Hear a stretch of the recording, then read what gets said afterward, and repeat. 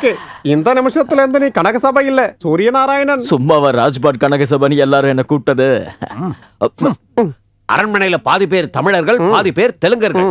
ஏமண்டி கீமண்டின்னு கேட்டா நீ எதுவுமே பேச வேண்டாம், மௌனமாக இருந்தாலே போதும். இந்த சூரிய நாராயணன் தெலுங்கா பஞ்சாபியா? பயப்படவே வேண்டாம், நீ தமிழன் தான். அது போதும். அப்புறம் பேச்சு நடத்தையெல்லாம் டீசெண்டா இருக்கணும், கொஞ்சம் கம்பீரமா இருக்கணும். இவ்வளவு வேணுமா? இவ்வளவு தேவையில்லை. அரண்மனை இல்லையா, பலதரப்பட்ட பழங்களும் விலை உயர்ந்த தின்பண்டங்களும் இருக்கும். அத கையால எடுக்க கூடாது. என்னைய விட்டா ஓவரா பேசுற. நான் என்ன தீனி பண்டாருமா? இல்ல, பார்க்காதத பார்க்கும்போது. நான் அந்த டைப் இல்ல. கோவப்படாதப்பா, சொல்றத முதல்ல மனசுல வாங்கிக்க. சரி, எல்லாம் ஓகே.